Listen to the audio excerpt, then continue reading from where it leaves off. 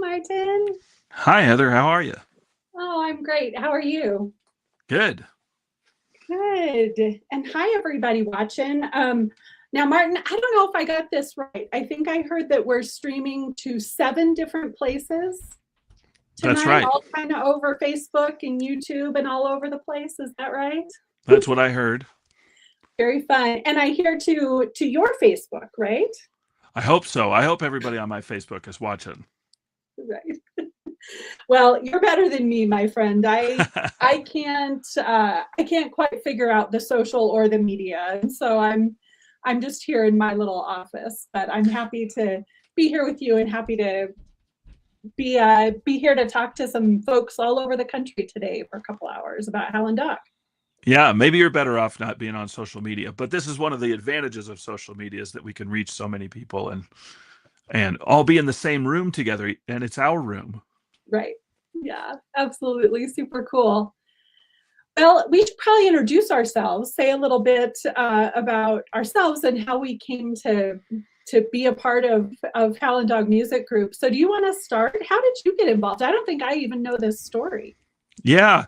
Well, I'm a professional musician. I was a bluegrass musician for a long time and toured all around, but I've always written songs. So I got involved in the singer-songwriter community and found my way to SWRFA, the Southwest Regional Folk Alliance Conference down in Austin, Texas, and ended up on the board of that organization because I just say yes to whoever asks. And I passed Terry McCartney in the hallway there, and she said, "Hey, would you be interested in being on the board of our organization?" And I said, "Yeah, sure. This sounds amazing." I've been a music educator for a long time, so I've taught a lot of people at lots of different levels of playing. I've taught very beginners.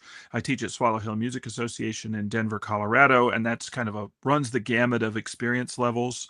I taught at the University of Northern Colorado and taught college students. And this organization seems kind of an extension of that, of a way to be able to help professional musicians, folks who are really out there trying to make it happen. And so I'm excited to be part of that because it seems like a natural extension of all the other ways that I've tried to support people in their music throughout the years. That's so cool. You're a teacher. I love it. And I'm somehow not surprised, knowing Terry, that you walked by her and she said, "Hey, you want to join our board?"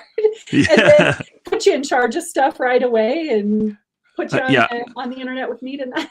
I made it sound like it was more random maybe than it was. I mean, we had several conversations about various things, but yeah, I was excited to be part of it, and I am excited to be part of it. It's a great board and a great organization, and the grants that we've given to artists, that all the artists are so amazing. It's like we've all said, we wish we had more money that we could support more people because it gets hard to choose.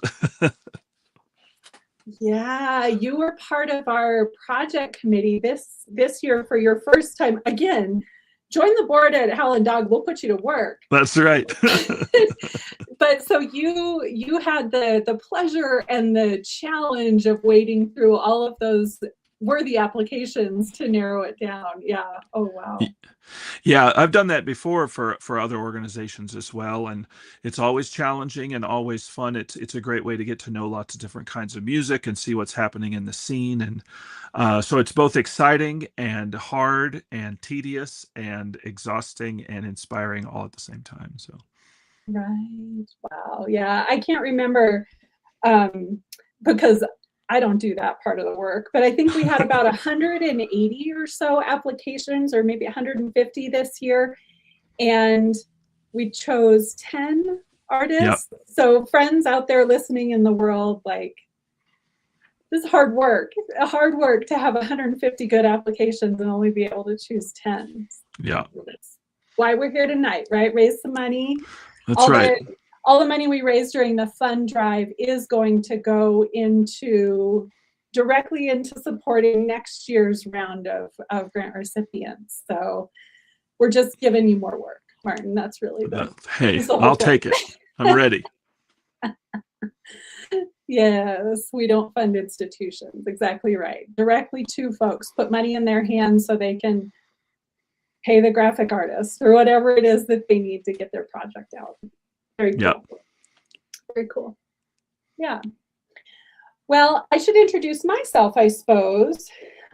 We've got a little bit of a plan tonight here, everybody who's watching. Martin and I will be your hosts, and we're going to visit and share a few things here at the beginning, and then we'll bring on two of our granted artists. They'll play a couple songs for us and tell us about their work and about how Howlin Dog has impacted them. And then we'll wrap it up. We'll be done by 8 Mountain Time tonight, right? So, Martin, let's see. I suppose that kind of like you, I got involved in Howlin Dog because I just walked by Terry and Don. I walked by because I go visit them at their house because I'm a Richmond kid. I'm the oldest daughter of the Richmond girls. And so Don and Terry are my folks, and they have been, of course, doing this for all the years. And, you know, I work in public education in my professional life, and I was taking a year off because I was moving back to Colorado. So I was born and raised in Alamosa and lived away for about 25 years, and then had a little bit of a moment after the pandemic. Pandemic was rough on everybody. It was rough on the music business, and it was rough on education. Yes, I remember. I was involved in both. Oh, right. Yeah. You had it both ways. Right. Yeah, for sure. So I was leaving my work in a school district in Minnesota and moving back to Colorado, which has been a wonderful move. But I had a little gap in time, right, where we were moving and I wasn't working. And so I said, oh, sure, I can help with Howlin Dog. And I came to understand the music industry in a really different way as a professional compared with what I knew it as, you know, my kind of family business. And I came to understand just how hard it is in 2026 to make a living as an independent musician, and how the industry had changed so much with streaming that it really wasn't a great investment for a lot of independent artists to make their records. And yet independent artists need their records to book their gigs, to sell stuff, to get heard. And we had all kinds of conversations around the table and said, I wonder what we could do. So I've been able to be involved from the beginning. My background, of course, in public education, but also in nonprofits, has just led me to be able to help do things like, you know, write the bylaws and stuff. Like the important stuff. Well, I don't know if it's the important stuff, but I think it's the stuff that allows me to share my gifts and contribute to the organization when I am not a singer-songwriter. I imagine that I have the proficiency or the aptitude somewhere in my genes, but it's not where I spend my time. Yeah, it takes a lot of time. You gotta not do everything else just to play your guitar for a while.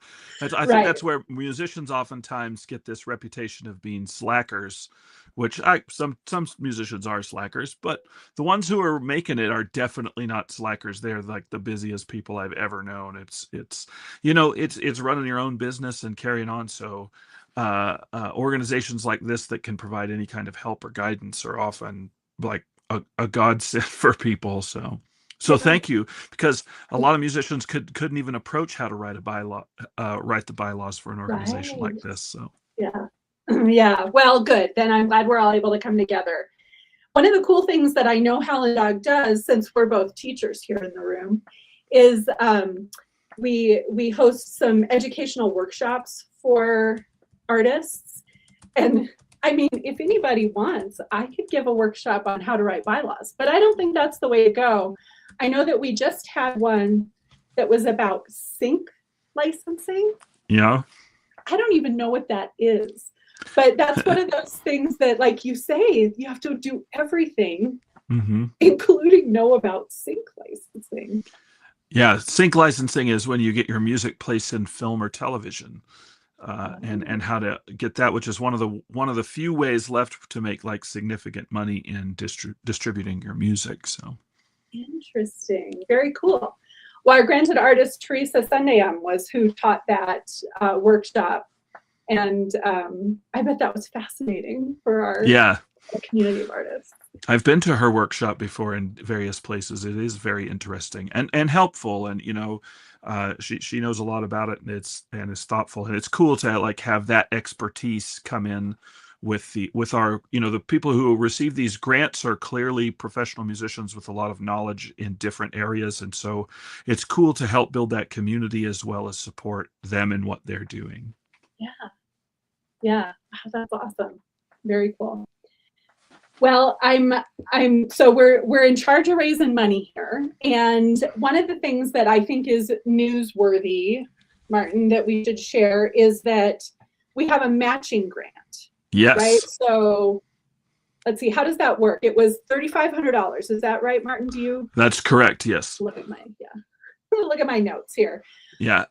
An anonymous donor who's pledged $3,500 to match gifts of $10 or more during the week of the Howlin Dog Music Group Fund Drive.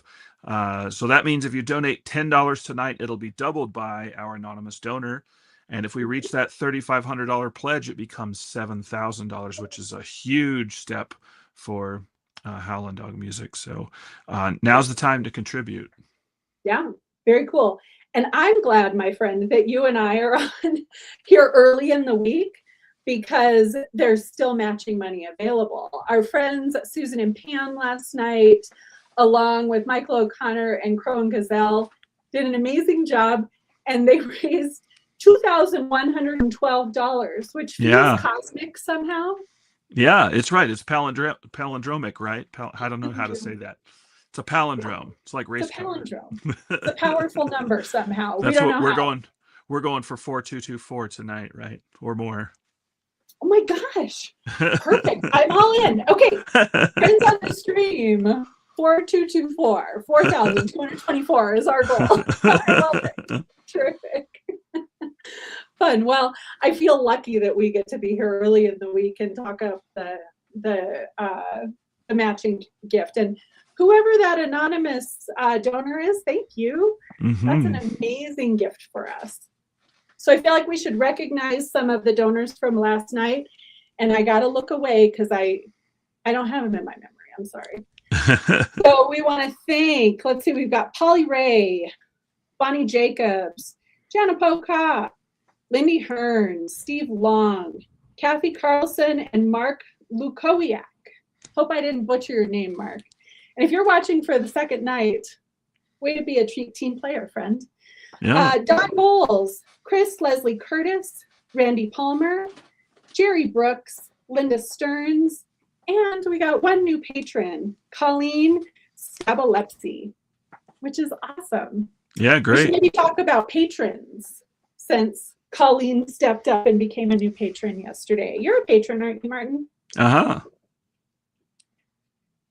Me too. And I think you have to be, right? I think that's right. Yeah, I can't remember what level I am at, but yeah. Well, it starts at $25 a month as a recurring donation. And really, friends, that structure of a recurring donation that we can count on every month is so helpful for an organization like ours to, do things like host the website and all those kinds of things, but also to have a consistent budget so that we know for sure that when we raise money like this, it can all go to the artists. So it's a very cool structure that we have, and we have so many wonderful patrons. So starting at $25 a month as a recurring donation, you become a patron, and you'll get some fantastic gifts all throughout the year. One of them is that you get access to the projects that are funded. Oh, no way! Wow. $500 already, and we just started. Thank you, friends. That's fantastic. I tell you what, you're gonna have to up your estimate. Your 42. I know, yeah. Yeah, we'll have to keep counting up. Yeah, right. So That's all you right. get That'd be a good access, problem to have. Yeah. wouldn't it though? That's the problem we want, I think, Yeah. tonight. So as a patron, you get access to the artist projects and other kind of surprises and bonuses throughout the year. Like we've gotten some fun Christmas songs before and other kind of fun videos. And I think as part of the fund drive, if you become a new patron, what do you get? I think you get a hoodie and maybe a tote bag. I don't for sure remember, but I know that our friends backstage are going to show some of those things for us. Do you remember, Martin? I don't remember I think there's different awards. Oh, here we go. Become a patron, Perfect. minimum of 25 month, and get an HDMG hoodie and tote bag and digital copies of the art that our artists are making. So that's great. Awesome. Very fun. Winter's coming. You need that hoodie. The winter is coming, and we all could use more tote bags. Yeah, especially in Colorado. In Colorado, yeah. I wonder if our Texas and New Mexico friends even know that. In Colorado, you better bring a tote bag to the grocery store. Yeah, yeah. They're going to charge you 10 cents for a paper bag otherwise. That's right. You can't even get a plastic bag, That's and right, yeah. you're going to pay for a paper bag. Yeah. So I actually live in Buena Vista, Colorado, right in the middle of the state. And we happen to live right across the road from a big outdoor music venue called Meadow Creek. And just this weekend was a humongous King Gizzard and the Lizard Wizard show. Yeah. Psychedelic rock. I would say not my speed, but it was funny to watch all of the folks who came in and camped over the weekend having to carry their paper bags back from the grocery store. They wished they had a tote bag from Howlin Dog. Yeah. I use tote bags all the time for everything in music. I just always need them. So you're going to need them too. You should get one. Yeah. Come on in, friends. All right. Yeah. All right. So more people to thank. Randall McKinnon and Linda Stearns. Thank you, friends, for your donations. And thanks for joining us here tonight. And yeah, $500 donation. Okay. See, I got to catch up with all the stuff that's coming in. All right. So our first artist tonight, shout out on the screen. So our first artist tonight, and he's not coming on for another few minutes, friends, but it's going to be Junior Vasquez. And he's going to come on and share a little bit with us about his music, share a couple songs. So we're excited to see him tonight.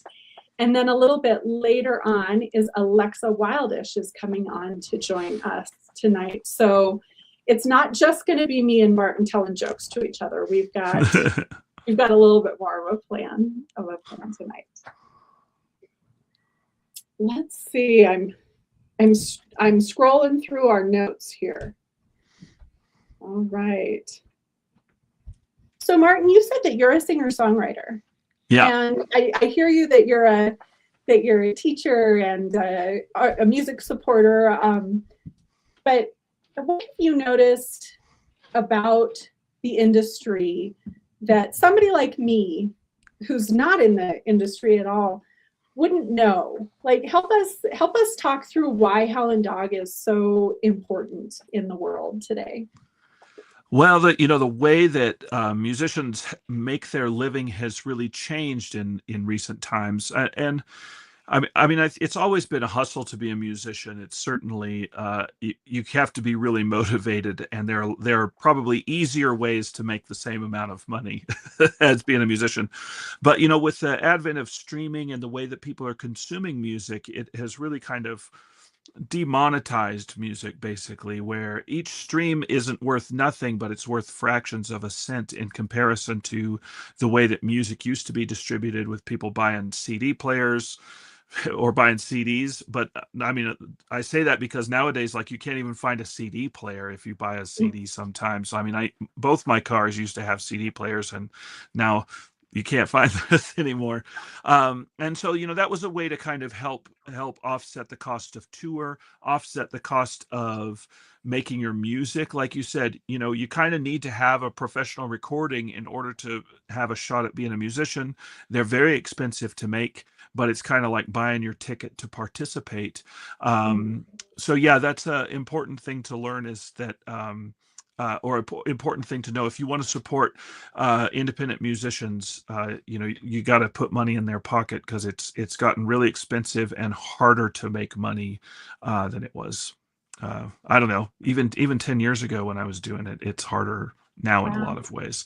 I mean, it's easier in some ways to be able to reach people, but it's harder to make that reach actually pay you. So, yeah. Yeah, that's so interesting, right? It's this blessing and a curse. But I think that's a powerful thing for us to know as non-artists, that we need to pay for the music. We need to absolutely. Oh, Martin, one of your students. Yeah, it's great. One of my YouTube folks. It's That's great awesome. to see you here. Thanks for coming. Very cool. Oh, and you influenced into the bluegrass. I see what you're doing. I'm trying to get everybody into bluegrass. Oh, yeah, right on. Well, I think it's a powerful thing to always remember. In addition to, of course, giving to Howlin Dog Music Group, which we love. Any and all donations tonight matched up to $3,500. Also, yeah, buy folks CDs if you've still got a CD player in your car, or whatever other way. Pay for their music, buy their merch, go to their shows. Absolutely. Yeah, join their Patreon. Join our Patreon. Yeah, join their Patreon for sure. Wonderful. Thank you for those reflections. I've heard it from my dad, of course, but I always enjoy hearing reflections on the industry, just because I don't think any of us know that out here in the fan world, Yeah, I mean, it's really inspiring in some ways, because you can access so many people, and I think that's easier. I can reach a lot of people sitting here in my office, in my studio down here, and get to make my YouTube videos and get to chat with people on these live stream things.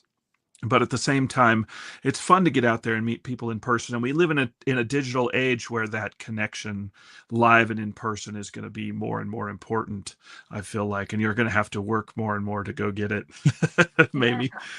So that's one of the advantages, and one of the things that Howlin Dog provides, is help support people bringing that experience to the world. I mean, and to say another thing, like, one of the things that's nice about the kind of artists that we support, I love music and shows of all levels. I love artists of all levels, and it's great to get to go to a big stadium or the Ball Arena and see a great show. But you could see some really wonderful music in people's living rooms, or in really small venues, of folks who are really amazing artists, who maybe don't want to deal with that same size of infrastructure. They're probably just as talented, but they don't want to live that same kind of life that more famous artists live. They don't want to travel that much, or live their life that way. And so, for a lot less money, you can make a real difference in some of those artists' lives, and you can be in the room with them, sitting really close to them, and make a connection with those artists. It's one of the really special things about this genre of music. And I really encourage folks, if you're new to folk music, if you're new to this singer-songwriter world, to seek out some of these shows. Because, I mean, I've seen some of the most moving and wonderful concerts from just a single person that I had never heard of before, just like really touching my heart with amazing songs and stories about the way they view life and think about life, and made me think about it a different way. So. Yeah, I want to expand on what you said, Martin, because like I said, I live in Buena Vista, and we have a cute little town here with a great live music scene. I mentioned Meadow Creek, which are these huge events, 10,000 people that, of course, folks grumble about, because they overrun our little town. But it's wild to live across the street from that show, by the way. But downtown are all kinds of amazing singer-songwriters that, you walk into the distillery and there's a really talented person playing guitar, and there's shows all over town all the time. And it makes such a great community, right? It's such a cool thing to know that you can go and hear the way somebody sees the world, and help you think about the world in a new way just by going to get a cheeseburger downtown, like that makes a great community. Yeah, totally. It's a great thing, and I mean, I love seeing shows at all different levels, but there's just something really special about those small, intimate shows, and being able to visit with the artist before and afterwards, and that's great. Yeah. Oh, I love it. I love it. And I see in the comments, yes, we're always talking about protest songs for sure. Yeah, that's a big part of the culture. It's not the whole part, but yeah.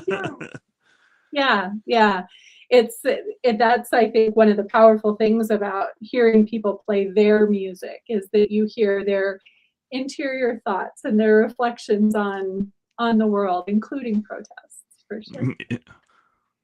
Yeah, very cool. All right, so we're coming up on the time that we're going to invite Junior to join us here, and I'm excited to visit with him because I've never really met Junior, but I've listened to a lot of his music. Martin, so I told you I work in public education. What I do now is I train teachers all around the country. And last week I had a 1,000-mile road trip from Colorado all along eastern Utah. Beautiful road trip, but there was a lot of windshield time. And I got to take some time to listen to Junior's music and to Alexa's music. Again, and I hadn't listened to Junior for a while, and he's got an amazing voice. So I'm just so excited to get to talk to him this afternoon. Have you met him? Do you know Junior? I've never met him in person, but we met here before the show, and then I've heard his music, of course, and it's great to get to hear him. So. Mm-hmm. Oh, you're getting a good note. Yeah, that's so. My wife is a public school teacher, and as well, and back to school today. So it's busy times over here at our house. And then we have a 7-year-old. He's back to school. It's that time of year. Wow. Oh, happy first day. Oh my goodness. I'm sure they're just exhausted, and you are too, and you're here with us. Thank you. Oh yeah. Wouldn't miss it. Glad to be here doing this. There have been a lot of people in my life that supported me as a musician and continue to support me, and so it's nice to be able to kind of pay it forward and help support artists who are, some of them making their first record, some of them making their fourth or fifth record, some of them who have had established careers. It's just a great way to kind of help support more music being created, and especially folks who are out there doing the work and putting the time in to make sure that they're being recognized and that their hard work is paying off in some way. That's one of the great things about Howlin Dog. Yeah, absolutely. And I think it's cool that we all kind of become our own little community. It's also like this powerful thing that if anybody from the Howlin Dog universe rolls through your town, you want to go to that show, right? We're together in that way. It's very cool. Yeah, lots of great artists that were chosen as the grant recipients. I mean, lots of great artists who unfortunately weren't chosen, but for sure they're all amazing. It's wonderful to hear them. Yeah, absolutely. All right, well, on my little clock, I see that we're at about 6:29. So let's see all of you Magic Oz's behind the scenes. Let's see, Junior Vasquez, live from Lubbock, Texas, is about ready to join us. So friends, stay tuned, and Junior will be here shortly. Ooh, awesome picture. Very cool.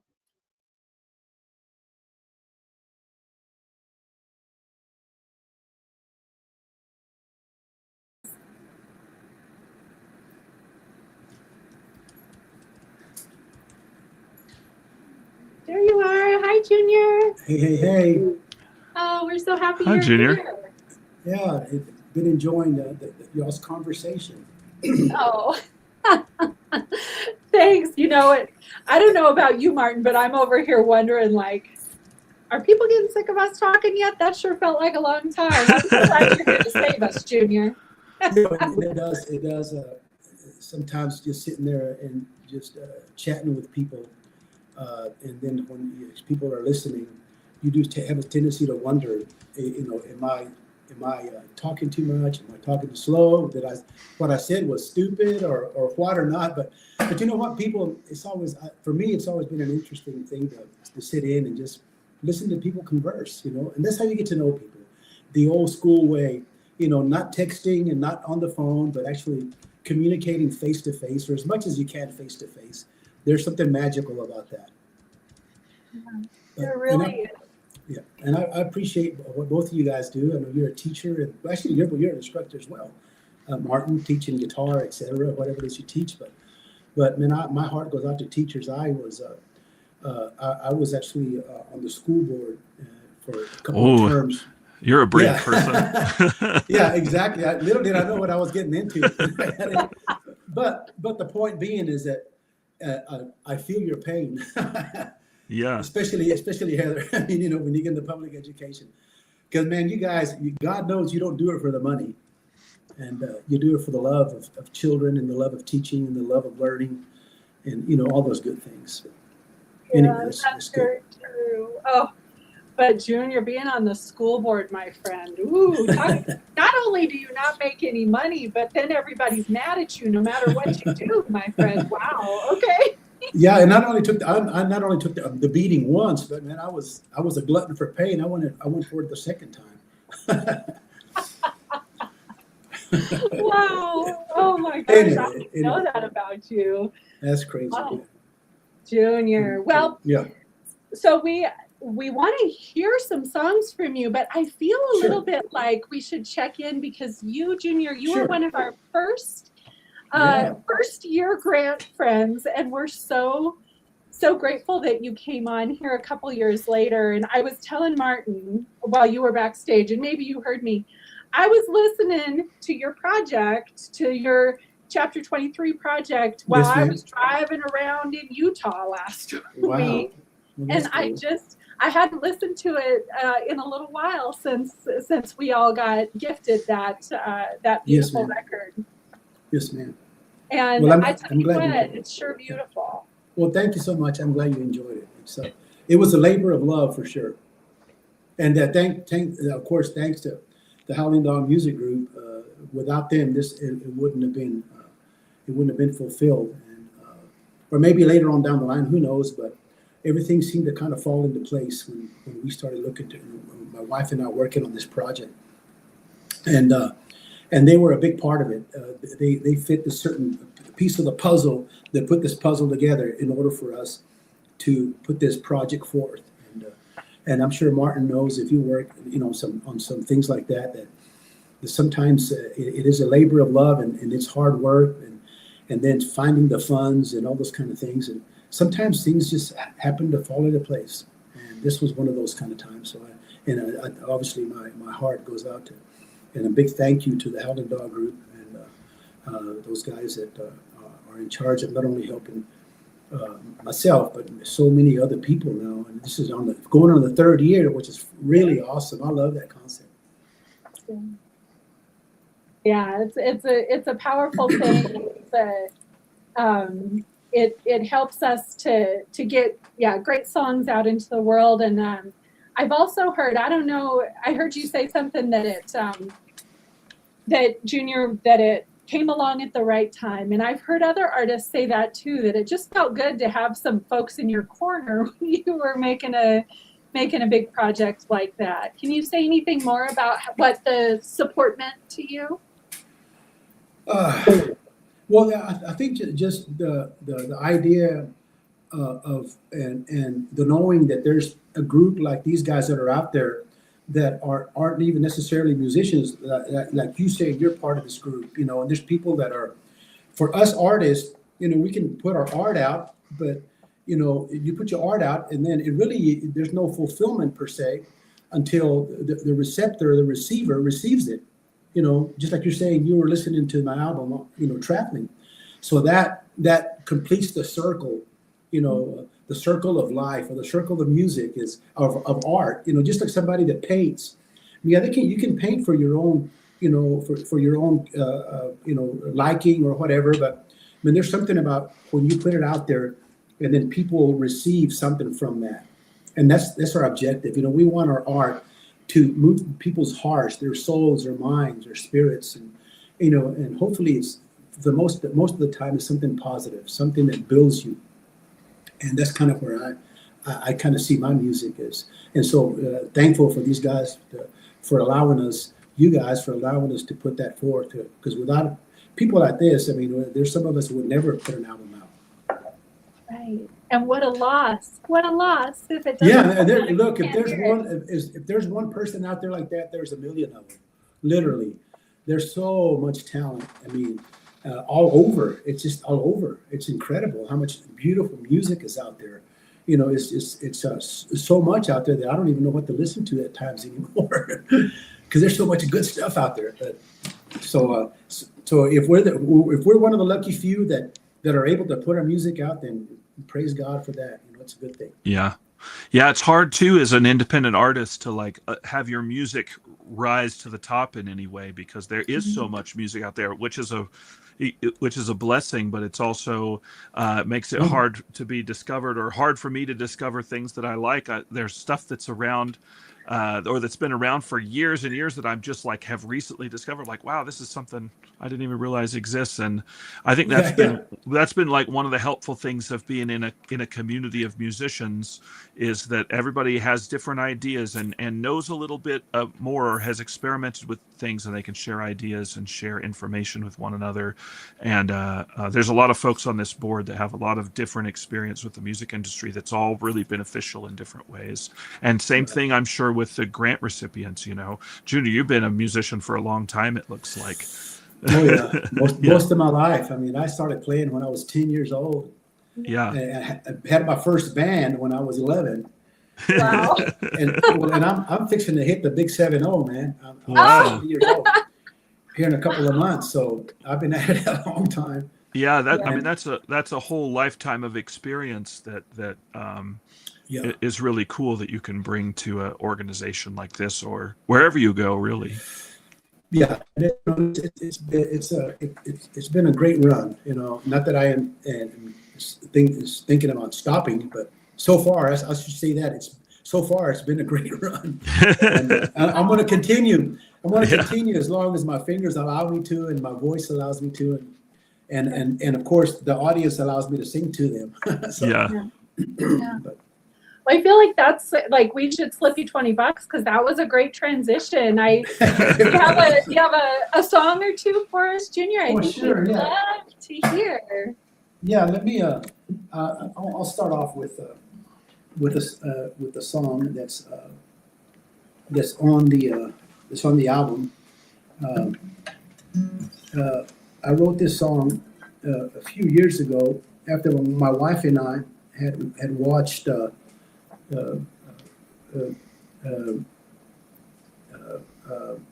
Mr. Rogers, Fred Rogers' Neighborhood, and Mr. Rogers. Everybody loves Mr. Rogers, and these people, that are our age and a little bit younger are familiar with who he was and what he did, and how of a positive influence he was on so many people. And if you haven't seen that, the documentary, I would recommend you see it.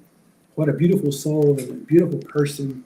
Love life, love people, love children, and man, there wasn't one negative bone in that man's body, and just totally inspirational. And so after watching the documentary, one of the things that stood out with me was one of the things that he would do when he would get towards the end of the show, he would call out 1, 4, 3. He would say 1, 4, 3. And, I thought that's kind of interesting. And then he went on to explain, that 1, 4, 3 meant I love you. 1 letter, 4 letters, and 3 letters, I love you. And I thought, wow, that'd be kind of cool for a song, right? And so I happened to have my guitar tuned to open D, and I just picked it up and I hit this little thing. I was like, oh, this sounds kind of cool. Maybe I can write the little tune called 143.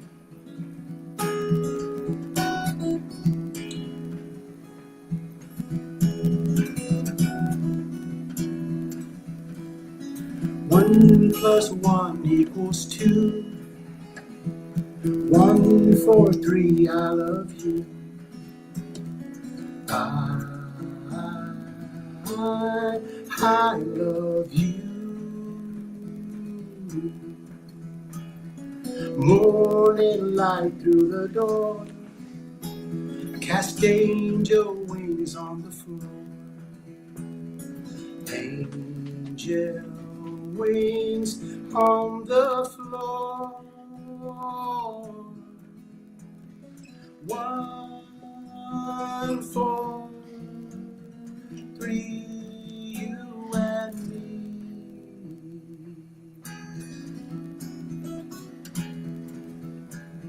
Soul to soul, we are one.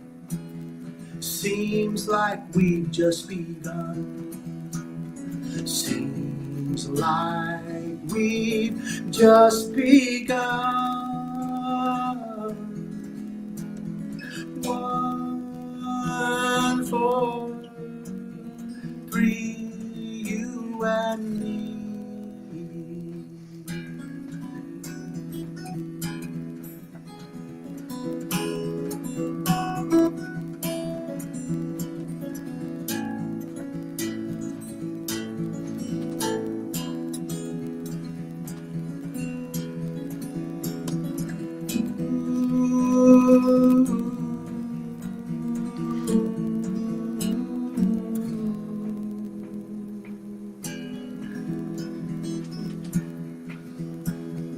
Growing old next to you, side by side, tried and true. Side by side, tried and true. 1, 4, 3, you and me. 1, 4, 3, you and me.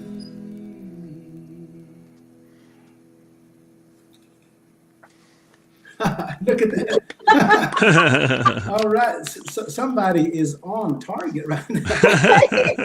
This is a real professional operation here. Yeah, oh my goodness. What have we gotten into here, man? We're going to have to start charging. No. That we are, my friend. That was beautiful. Well, thank you so much. And again, Mr. Rogers, I would recommend whoever's listening out there, number one, please check into the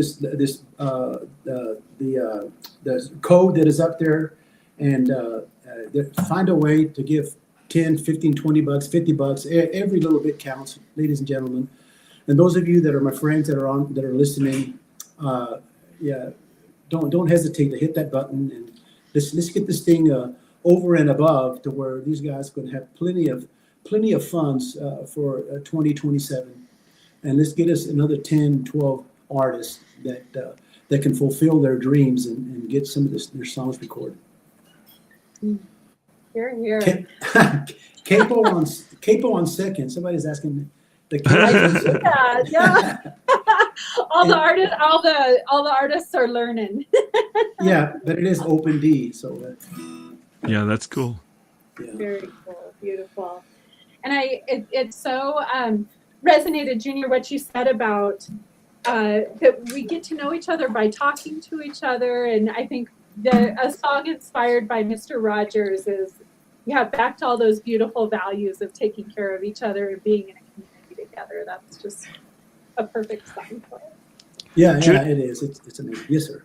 Junior, when did you make your first record? You've been doing this a long time. Well, yeah, actually, I recorded, believe it or not, through the 70s and early 80s, I did not have an opportunity to record anything It was harder back then, though. It Oh was, yeah, it really was. Other than just yeah, some demo tapes, a lot of demo tapes, and yeah. a few people would record 45s, but I never did. And so into the early '80s, my wife and I had been playing together since we were 17 years old. We met when we were juniors in high school. Wow. and and so we played music, all of these years. She plays the piano, and so we played through the '70s and into the early '80s. And in the early '80s, my wife and I had been married about maybe 6-7 years, and we decided to start a family. And we also had a spiritual encounter with the Lord Jesus Christ, and we committed our lives to that faith walk. And we were at the beginning of the Jesus Revolution. Actually, it started a little bit prior to that, but I was kind of familiar with that. But anyway, so we went into that field for several years, and we recorded back then a cassette, Yeah. with a contemporary Christian trio that my wife and I had. And so that was my first recording, and that was in 1986. Yeah. And that's, to this day, I have some cassettes, believe it or not, of that recording. That's funny.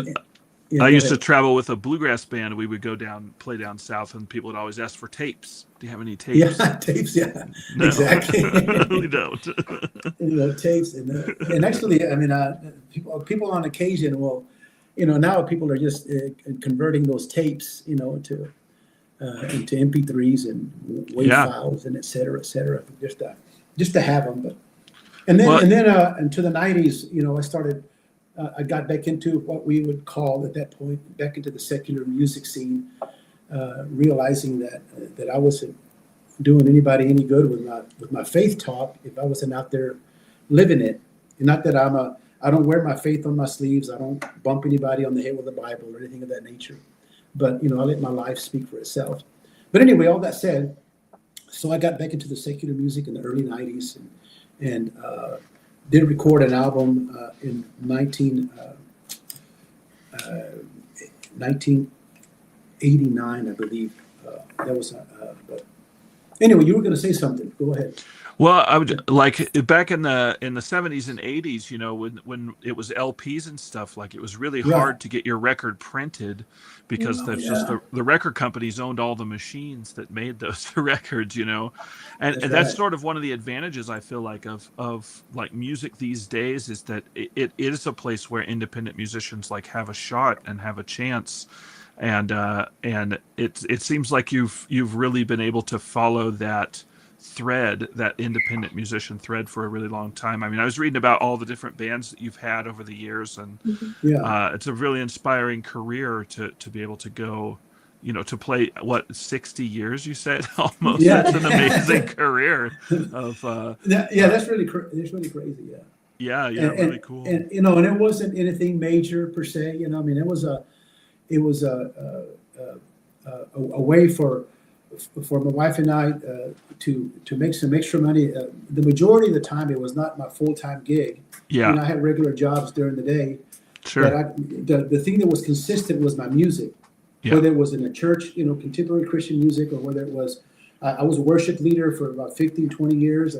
And even then, I was still playing in restaurants. I mean, there was always a place for me to continue to put my music out. I mean, I stay busy to this day. Yeah. I'm playing over 200 shows a year.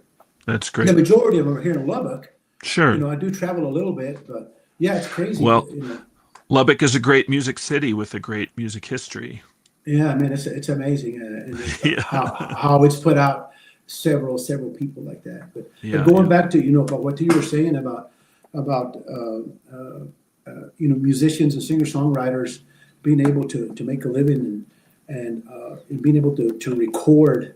I mean, nowadays some of these musicians have incredible abilities to record a record. Whatever you want to call it, at home with their home studio. And And now they have all these, all these apps and all these, microphones that you have access to. Back in the day, like you said, the only people that had access to those big gigantic mixers were the recording studios. Right. Those Yeah. things, they cost $100,000 for a mixer. I know. $10,000 for a microphone. Yeah. And nowadays you can get pretty much that sound if you know how to use your equipment. You can do it with a few $1,000s. It's crazy. It's very interesting. Like when I started out to be a musician, I was playing in a bluegrass band, and I would say I wanted to be a Lester Flatt guitar player. And now the music industry is maintaining a website. That's kind of how it's changed. Yeah. But yeah, that's what I was gonna. That was gonna be my follow up to that question of like how did it compare to your latest experience of making a record, and what differences can you tell us about? Yeah, sure. I mean, now being able to, we have several recording studios here in Lubbock, and I don't have the ability. I say the ability. I don't have the equipment to be able to do it at home, and I just decided along the way when people started buying their own studios, making their own home studios. I decided along the way that I was just not going to do that. That I would, if I was going to go in the studio, I have several friends that have studios that I would rather take the business to them. Yeah. And just have and so.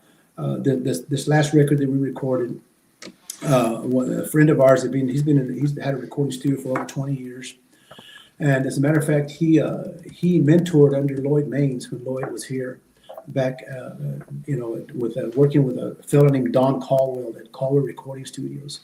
This is where they recorded Everything on Lubbock album, the Panhandlers and the Maines Brothers and all of those guys that recorded here in Lubbock recorded at Caldwell Recording Studio.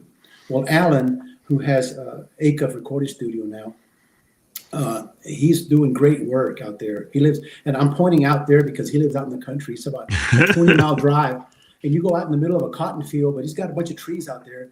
It's one of those studios that you go out there, man, and you're away from everybody, and it's just really, really an awesome studio. Yeah. And so he has great ear, has great equipment, all the right microphones, and the fees are really very reasonable, to where you can put something out for under 10 grand real easy, with 250 albums and all the files that you need but it's doable. And thanks to Howlin Dog Music Group, because they provided a good chunk of that. Yeah, you just have to be really, really organized and have good executive function and be a good project manager and all the things that musicians frequently aren't. That's true, man. And that is true. And that's kind of how come I didn't want to learn how to do all that. I said, I don't want to learn that. I just want to play, man. I want to sing. You move all those little things around and cut this and cut that or whatever, and EQ. Anyway. Well, yeah, but still, coming up with the ideas for the project and putting the whole thing together, it's just so much work on so many different places, and it's so cool to have some help, which I always feel like it's being a musician can be a lonely life in some ways, just because there aren't that many musicians out there. There aren't that many people out there that are making their living doing this. And so you can feel really lonely, but even though you're meeting people all the time, it's just it's really hard to explain often all the different challenges that you as a musician are having. Especially when you're talking to somebody who's digging ditches or drywalling and they roll their eyes at you. And actually it's funny you say that, because I've done that along the way. Yeah, me too. A roofer and a sheetrocker and whatever on the side, just to make ends meet. Had a wife and 3 children they need to take care of, and so I did whatever it took. I was even a deputy sheriff for almost 10 years back in the 90s. Yeah.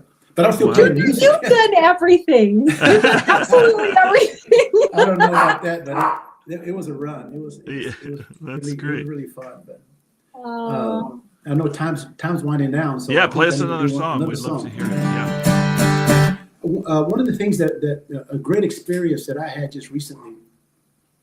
Y'all still on, or did I lose y'all? No, we're here. We just made you bigger. Okay, no, that's kind of cool. Okay, that's fine. Was back in 2019, when I was working on the Random album with my good friend J-Boy Adams, got back to Lubbock, and he was involved with this organization, the Buddy Holly Foundation out of England, and so this Buddy Holly Foundation, where they were doing these songwriting camps, songwriting retreats, all over, and not just in Europe, but also here in the States. Well, they decided to bring one of those events here to Lubbock, and so they would come to Lubbock, stay here for about 3 or 4 days, and they would invite singer-songwriters from all over the world, from the States, from England, and from other places in Europe, and they didn't want to Nashville, but they decided to do one in Lubbock, and they invited like 20 writers, and I was fortunate enough to be one of the invitees, and so they invited me to participate in this songwriting retreat. And 2 or 3 of us would meet, and in the morning we'd go write a couple of songs, meet up in the evening, and play the songs that we've written. And we did that Tuesday, Wednesday, and Thursday, and then we did a show at the Buddy Holly Hall here in Lubbock of all, supposedly the best songs of the best or whatever. But one of the writers that was here that one time was a lady by the name of Kimmy Rhodes. She is a singer-songwriter out of Lubbock who moved to Austin back in the late 70s. And she, a great singer-songwriter, had some of her stuff cut by Emmylou Harris, Willie Nelson, and several other writers. So I got to write with her and with another fellow, that was from England. Robert Vincent is his name. And so I got to put my harmonic on real quick. And actually, I think what I'm going to do, I'm going to take my headphones off real quick. And I think it'd be safe, because I noticed you took your headphones off. Right? Can you hear me? Yep. Okay, good, perfect. And so anyway, she had an idea. Tom Petty had just passed away. And she said that she had this idea about, a world with no Tom Petty. And I was just kind of piddling around on my guitar like we do when we write songs, right? I write what I call ditties. This is how I usually write my songs. I have this little an acoustic ditty, or maybe like a verb, a melody ditty, and from that I build my songs. So I was just sitting around playing this little riff. Nothing fancy, right? And she said, "Keep playing that." So I kept playing it. This one came out of it.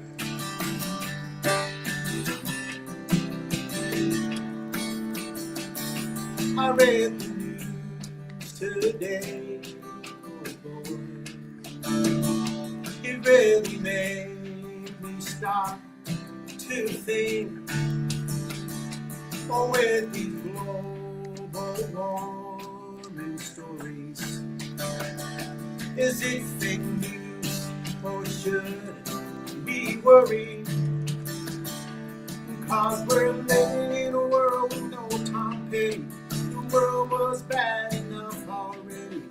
No George Harrison, no John Lennon, no David Bowie or Buddy Holly inside.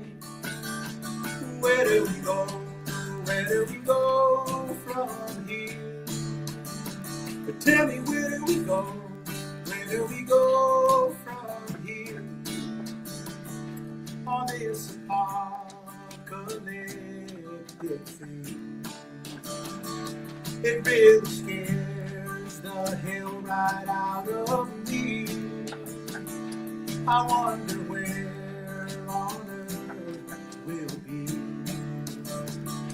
when all the rock stars go extinct. 'Cause we're living in a world with no Tom Petty. The world was bad enough already. No George Harrison, no John Lennon, no David Bowie or Buddy Holly inside. Where do we go? Where do we go from here?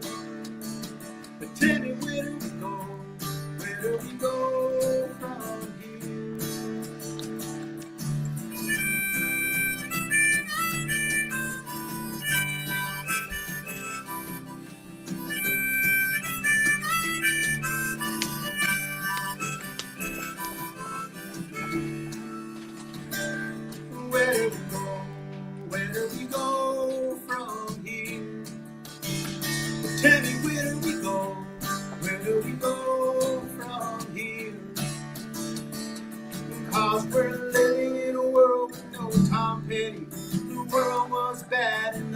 already. No George Harrison, no John Lennon, no David Bowie or Barry Holly inside. Where do we go?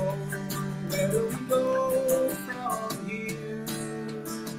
Tell me, where do we go? Where do we go? Where do we go from here? Tell me, where do we go? Where do we go from here? Tell me, where do we go?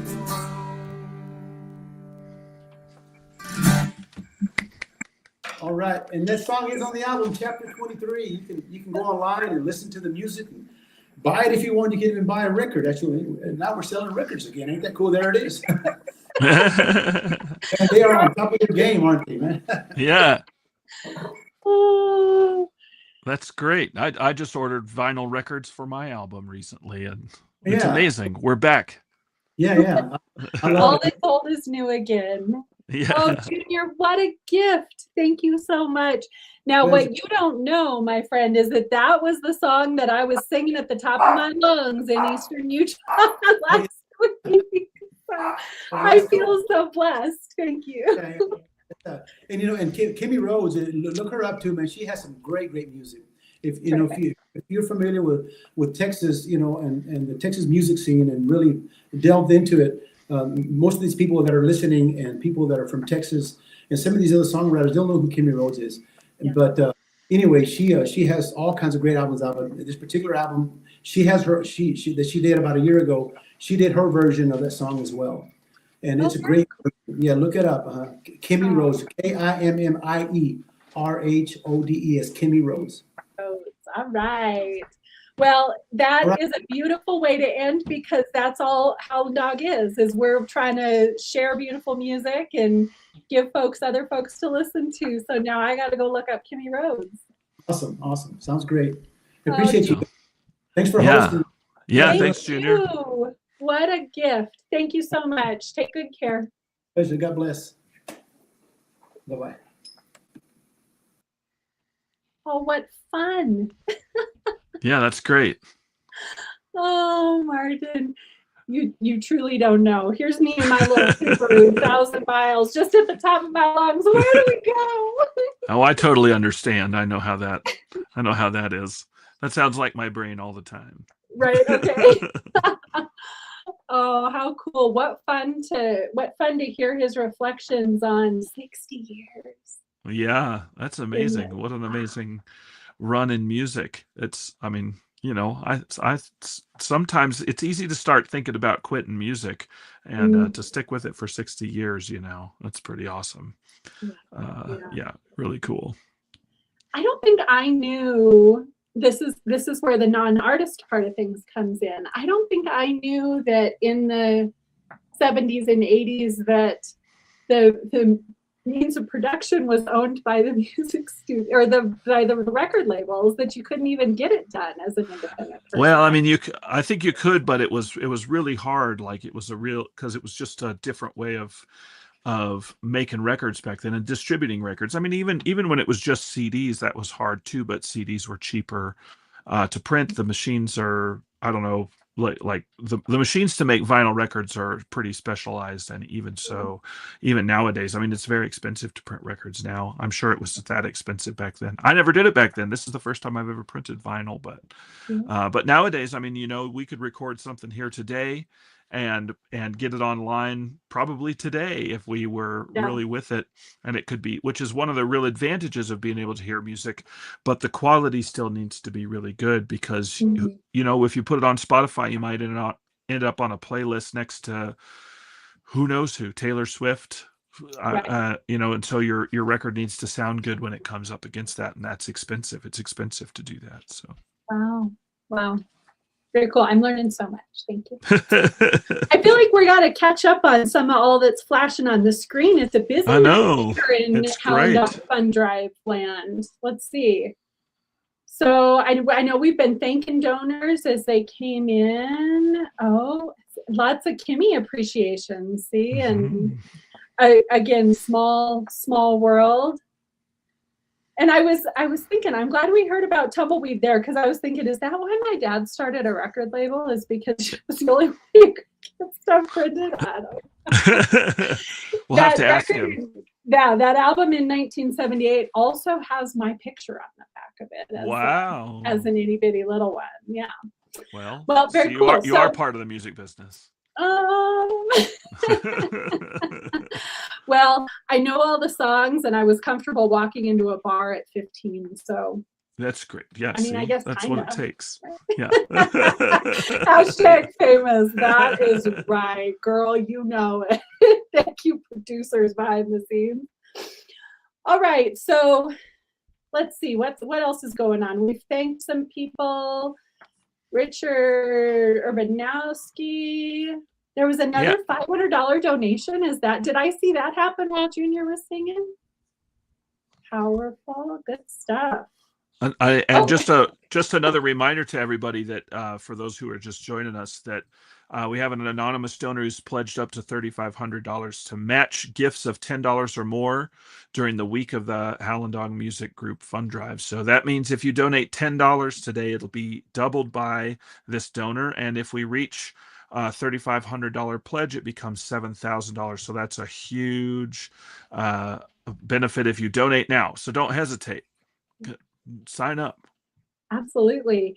Yeah, and I just saw kind of coming up on the screen are some of our gifts with donations. There's some good stuff there at the low end, but check out over here if you've got it to give for $1,000 or more, you can get a singing telegram.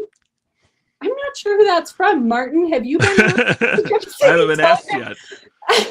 I can say they have not asked the non-artist board members, and I might feel some type of way about that, but it's okay. It's probably for the best. Would I have to wear the bellhop uniform like Bugs Bunny?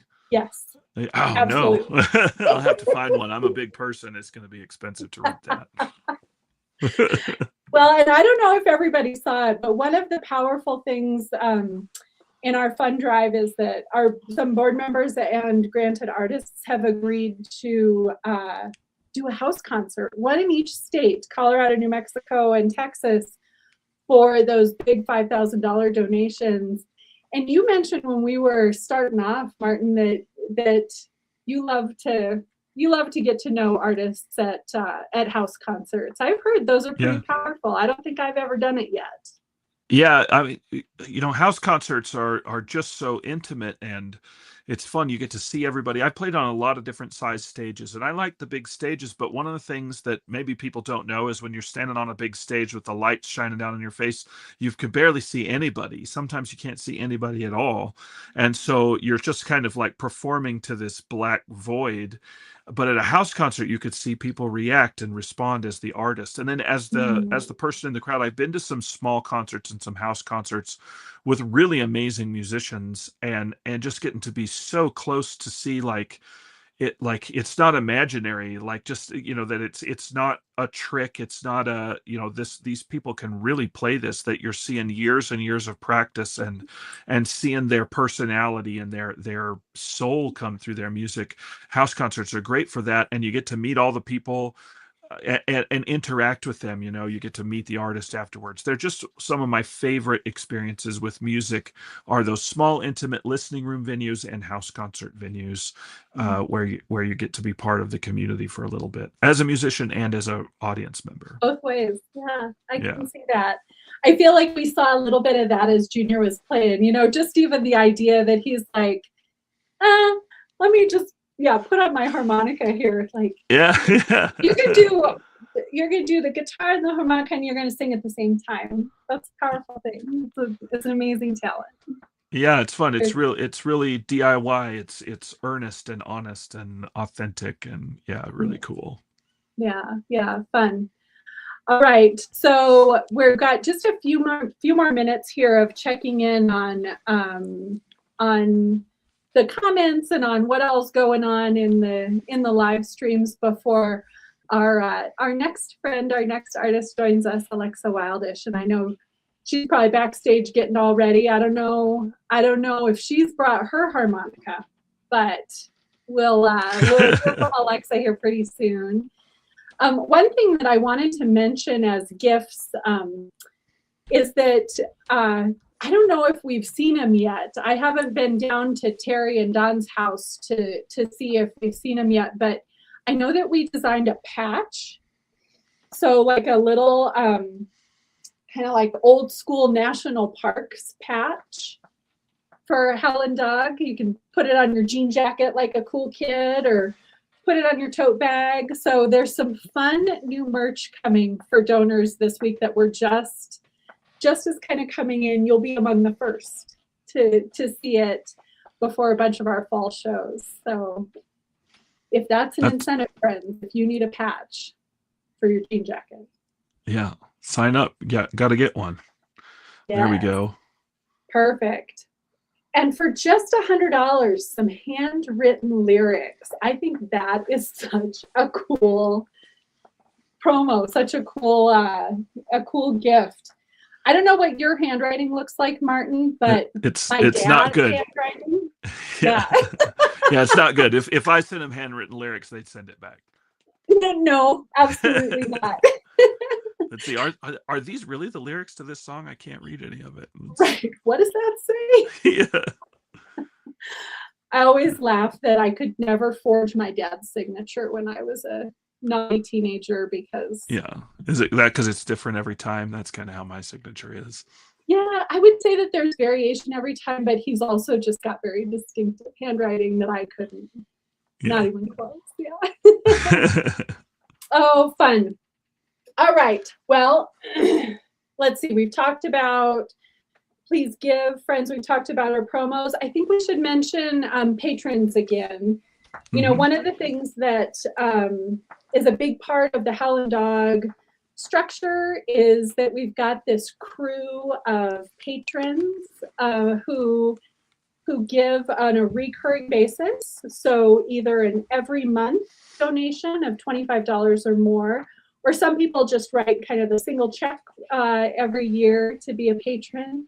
And it's a really important part of our organization and an important way that we are able to, when we raise money like this, we can say all of this money goes to granted artists for next year's round. And one of the cool things about being a patron is not only that you get to support the organization, but that you get to support projects like Junior's and like Alexa's that are coming up. She's getting ready for us.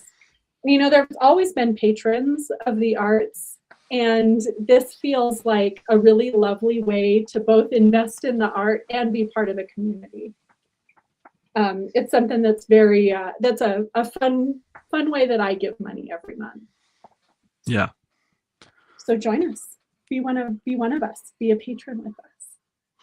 One of the other advantages I feel like of donating to Howlin Dog Music Group, you know, it's great to like give money to specific artists as well when they're traveling through.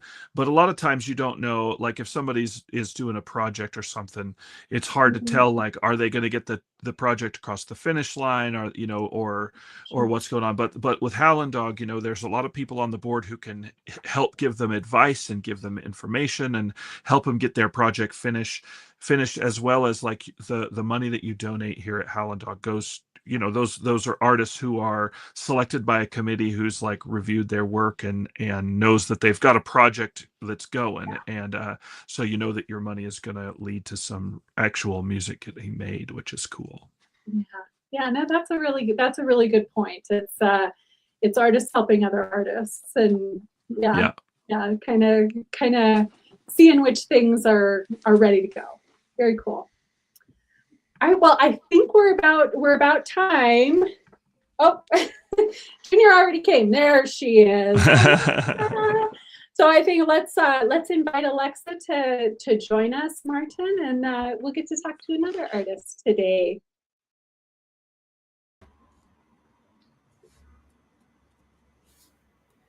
Hi. It's great to see you. It's great to see a visual of me too. Hello. There I am. How's it going? Wow, that's great. Oh, funny. Nothing weird about this at all. No, it's totally normal. How's it going, y'all? Oh, hi, Alexa. Hi, Susan. Hi, Susan. Susan's behind the scenes. She's running the operation. Thank you, Susan. Thank you for running the operations. Oh, so nice to meet you, Alexa. We've never met. Nice. Yes. Nice to meet you too. Hello, hello. Hello, And hi, hello. Hi. Alexa and I have met. She was the MC at the Rocky Mountain Folk Festival last year when I played. And she even Yes. sang on stage for a song with me. That was really fun. Oh, that was fun. Yeah, and then I just went and saw her perform here in Denver with Abigail Oakley and Lauren Freehoff. So that was really cool too. Thanks for coming to that. That was so fun. I love Yeah, it. it's great. What a batch of great singers you were. So Thank you. and songwriters too, and everything. I'm not. They're both amazing. Yeah. Yeah. As are you. You were right there. Yeah, it was great. we were swapping songs. It was great. Yeah. Thank you. Fun. Well, I love that we're the Colorado kids here on the screen today. You know, I feel like Texas, they're real noisy. You know, they come in and say, hi, we're Texas. And now we don't often get to be the Colorado kids together. So no. Colorado kids, hashtag. Colorado kids. Love it. Love Yep. it. Well, Alexa, thank you for joining us tonight. you. It's such fun to spend a half hour on a screen with you. Likewise. Okay, so full disclosure. Yes. Susan Gibson insisted that we ask you a little bit about being on The Voice. Well, But- okay. But I know that that's not your whole story by any stretch of the imagination. So maybe what I'd like to know is, do you have any gossip about having been on The Voice? Anything that you learned, anything that nobody might know? But also, we'd love to hear a little bit about your project. I love that. It looks like there were 2 grant winners who were Yeah. the past also appeared on The Voice. Gossip, man. I ended up writing a song about it, which maybe I'll play at some point in this interview. But yeah, I mean, it was, as far as gossip goes, it's an amazing experience. I'm so glad that I did it. And on the real end of things, it was disorienting for like a couple years after it. And I feel like I'm just coming up out of the hole that I was in, which, you know, it was amazing. I got to like reinterpret cover songs and live inside other people's art. And I love that aspect of it. But the challenging part was just sort of being like thrown to the wolves. And I'm not like a 16-year-old kid that would had my heart broken from not making it to the finish line. You know, that didn't bug me. And it still was really disorienting to be like, I'm sort of known, but then I'm not known. You know, it's like this interesting moment. Yeah, and actually that concert that I did with Lauren Freehoff and Abigail Oakley, we talked about it too, because all 3 of us did The Voice. And it was just like such a strange experience and amazing, and definitely grew my audience in tenfolds. Like, I have people who are so devoted to following my career after The Voice, and that feels really good.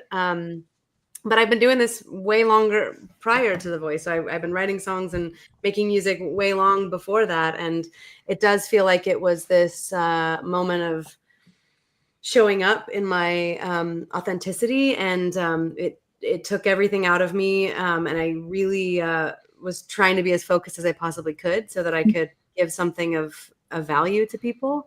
Because I didn't really think, or I mean, I don't want to say I didn't care, but like there was a piece of me that was less invested in the winning process and more invested in the, what is this doing for my soul? You know? So I think it did some stuff, and I am grateful for it. Yeah. Oh, what a beautiful reflection. And it's, I think when you get those kind of opportunities, whether they're on that biggest stage or any other stage, that, yeah, what is this going to do for me? How am I going to learn? How is it going to kind of propel me, is a powerful way to look at it. Very wise. Thank you. Thank you. Thank you. Very cool. Very cool. So tell us what you're working on now. I know that you are the part of the class of 2026. So you're one of our new kind of family members. Tell us a little bit about what you're working on and how the support from Howlin Dog Music Group is going to help you. Totally. Well, I have a lot of things spinning around in my brain as to like what I want to use these funds for, which is kind of funny because you end up thinking that you want it for one thing, and then you're like, wait, but I think I might actually want it for this thing instead. And so I've just been shopping around to different producers and different people that I might want to work with. And I definitely feel like this is going to be incredibly supportive for whatever I choose to use the funds for. But I've been sitting on, since I did the voice in 2020, God, it was 2023. I was on season 2024, but it was the year 2023, which now feels like forever ago. And prior to that, I was like ready to make a record, and my time on The Voice sort of put this little pause, and I made a cover record and I released it in 2024. So I've been sitting on songs for so long, just like ready to record. And I almost feel like I'm like, okay, but what is the right step? And so I've been sitting in the process of like seeing which songs are like, I mean, I think it just comes to a point where you just do it. You know, you just get out there, you're just like, okay, I got the funds now. There's no excuses. Get out there and do it. So it's been a fun and interesting experience to sit with the generosity and sit with the excitement, and also at the same time be like, all right, now I got to put my hat on and be like, where do these exactly want to go? Because initially I had applied with a specific idea, and now I'm like, maybe it goes in this direction. So I'm in that kind of world right now, and I'm excited. I do know it's going to be awesome, whatever happens with it. No doubt. That's a great problem to have, right? Yeah, that you've done an investment to take wherever it wants to go. Very cool. Totally. Thank you. Well, so I feel like we'd be remiss if we didn't invite you to share a song with us. Well, I'd love to. Oh, come on in. It looks like somebody just kind of hit us up with a donation to lead you in. Thank you. Thank you so much. Thanks for the donation. It's so amazing. So this is a song that I wrote while I was living in Northern California, and I was just there for a couple months living in the Redwoods, and I would take my guitar every single day to the Redwoods, and I sat inside of the Redwoods, and I feel like I co-wrote this with the Redwoods is what I'm getting at, just in case you're wondering.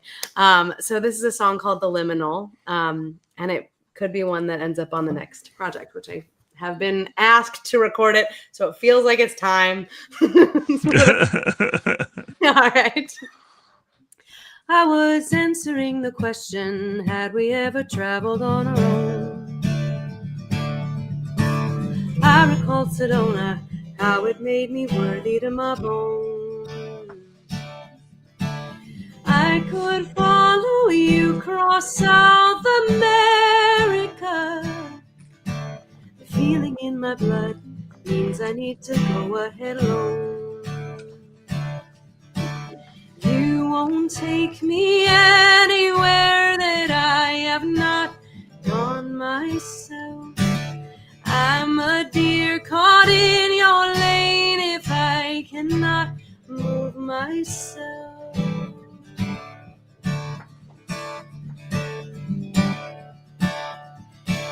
With figure in your exhale, you knew that this wasn't what I wanted. I recall the Redwoods, how California called me. You will heed the voice to South America, and we will meet again where few will go. You won't take me anywhere that I have not gone myself. I'm a deer caught in your lane if I cannot move myself.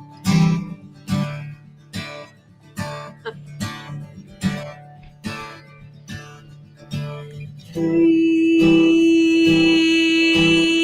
easy, breeze easy, breeze easy.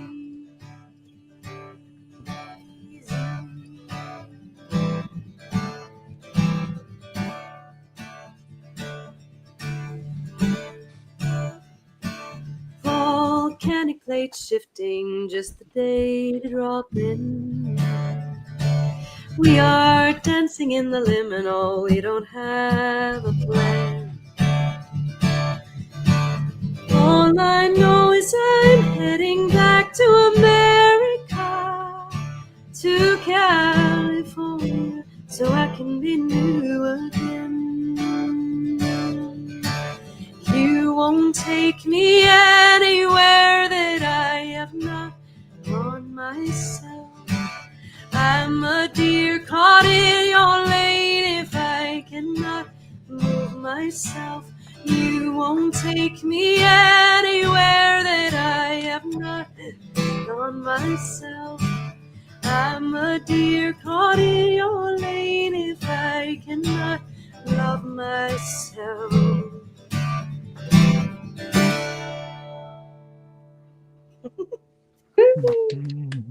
Thank you. Beautiful. Thank you so much.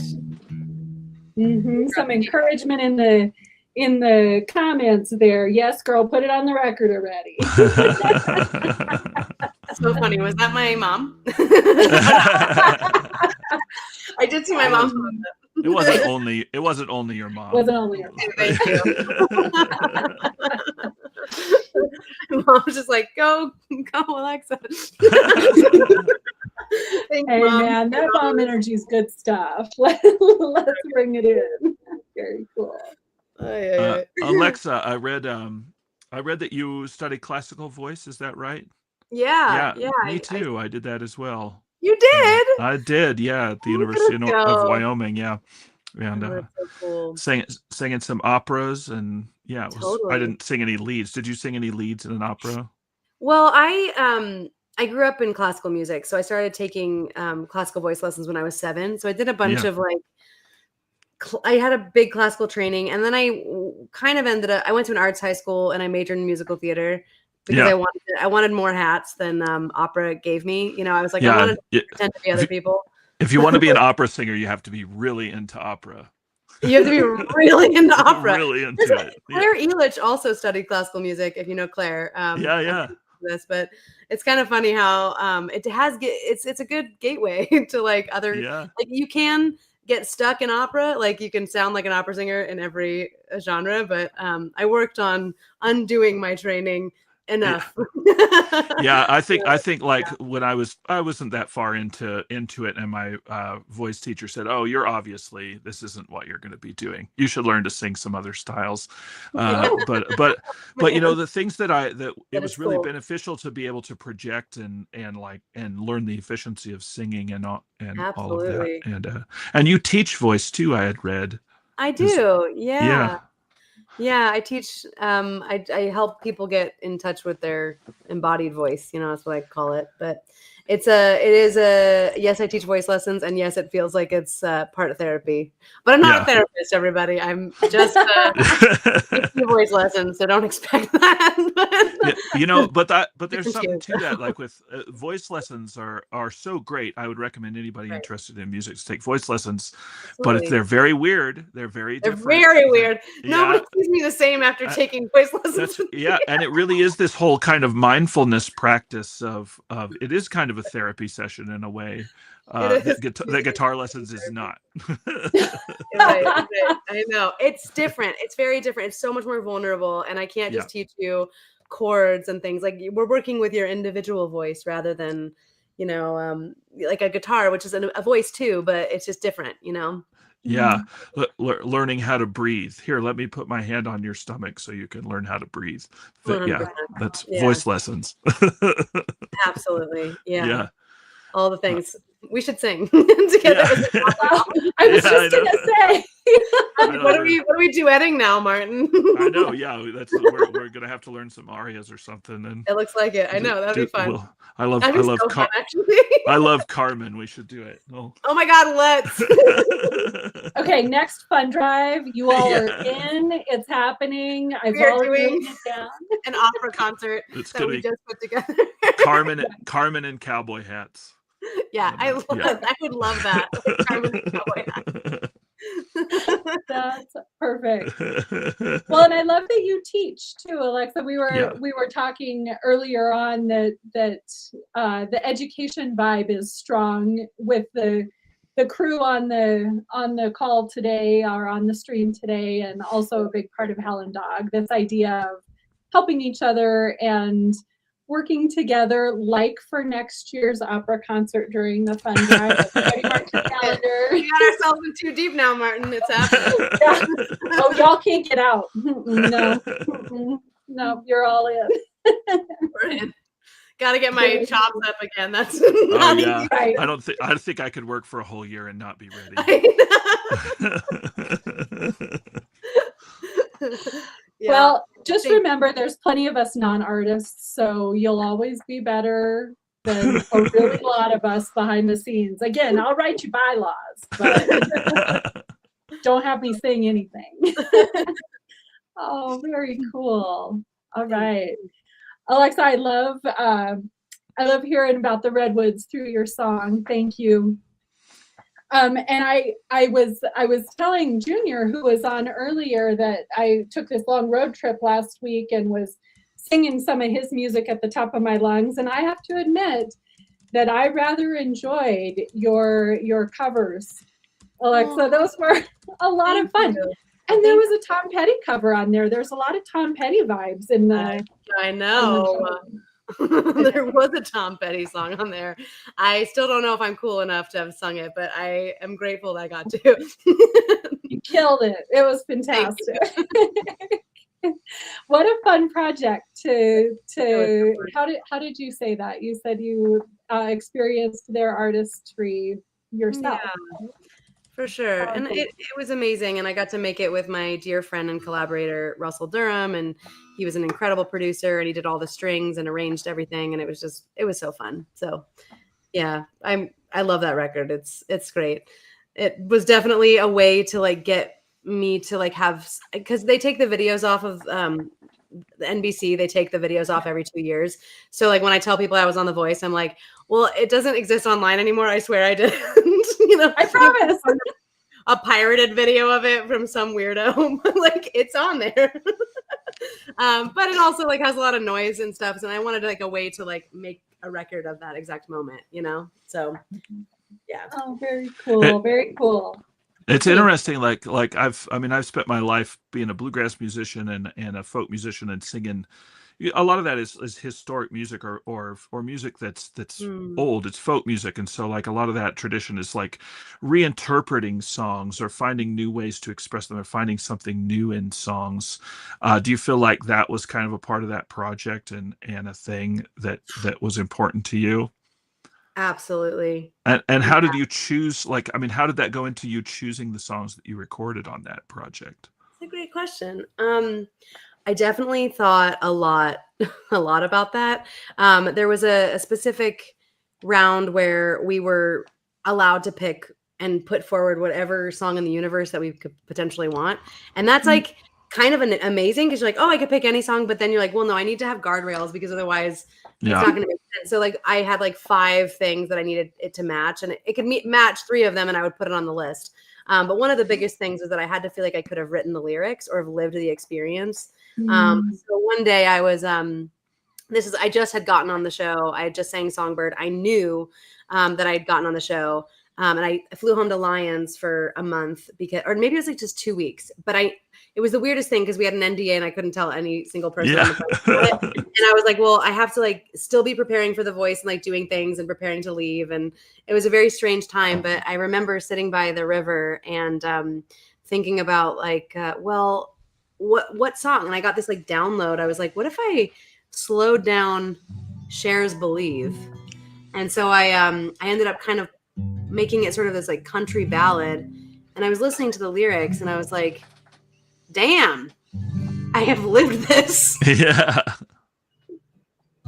Which I don't love to say, but I was like, crap. I mean, this is exactly my life. And I was like, I need to put like, this is a song that I resonate with on every single level. And so getting to sing that was really potent for me, but it was also so interesting to feel how oftentimes you don't necessarily hear the lyrics of massive pop songs like that. I mean, and I have everything. I have nothing but respect for Cher. I think she's an incredible artist and has done so much for women and just everybody. Like, she's just the powerhouse.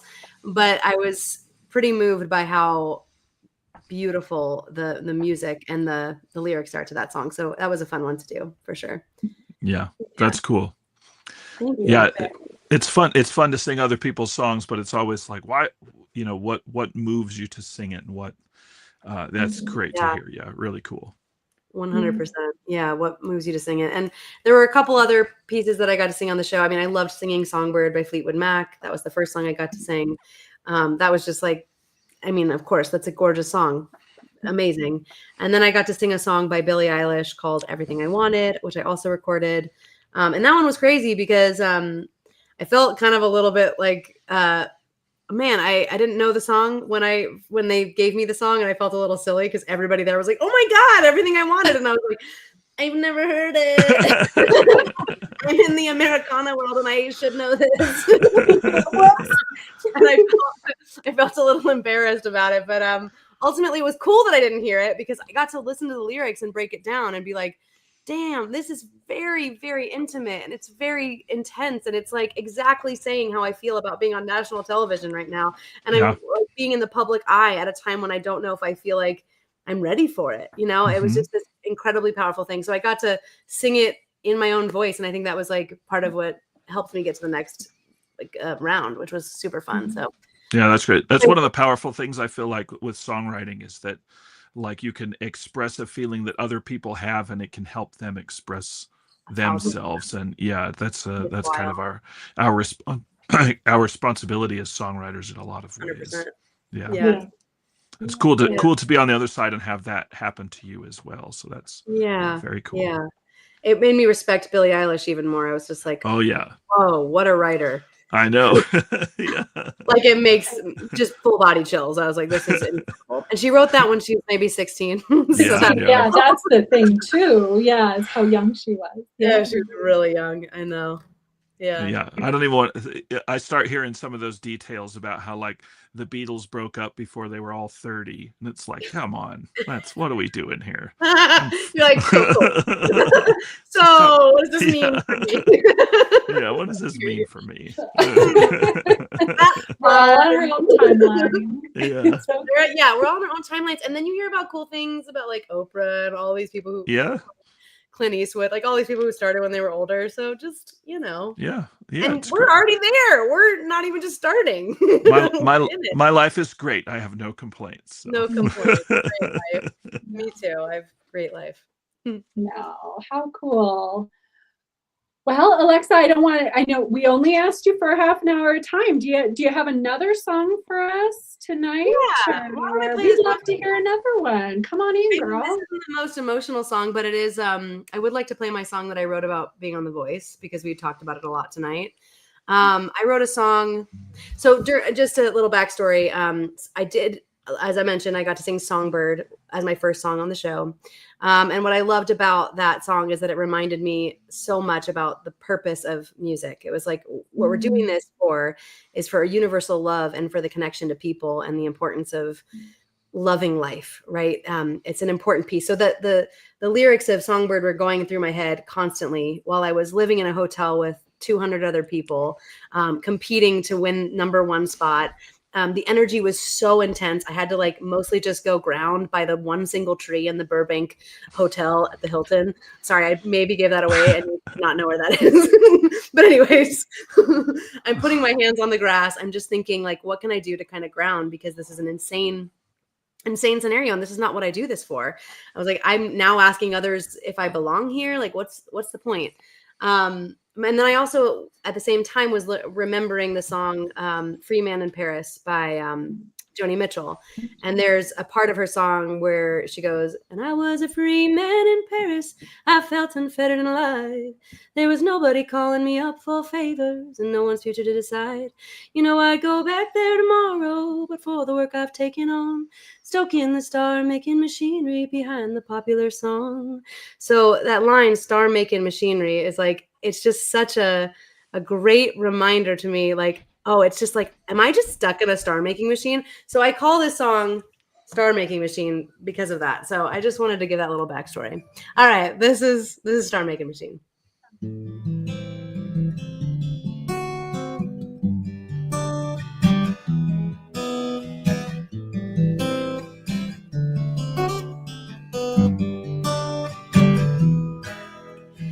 When I was a kid, singing for the sky held by the trees, didn't care who heard me. Now I'm asking others if I belong in this music business. Don't think I'm cut out for this shit. Who do I do this for? Tied to the hotel, nervous, hopeful, screaming through these walls. Will the world still hear me now that even though I know I don't believe in this strange delusion, algorithms breed illusion. Who do I do this for? God, I miss the dream I thought was mine. Feels so far away this time. And if I make it one more day, I'll know I'm okay. But where does my worth really come from?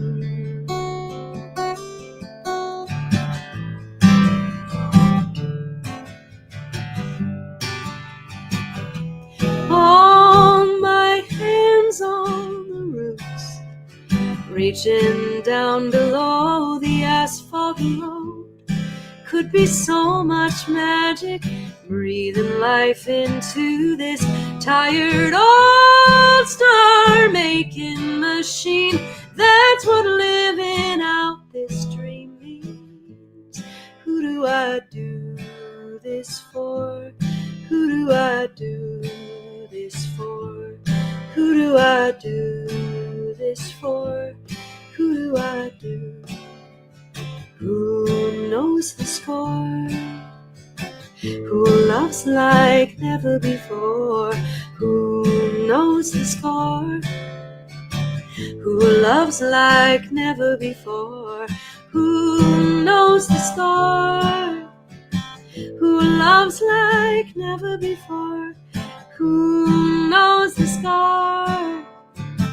Who loves like never before? God, I miss the dream I thought was mine. Feels so far away this time. And if I make it one more day, I'll know I'm okay. But where does my worth really come from?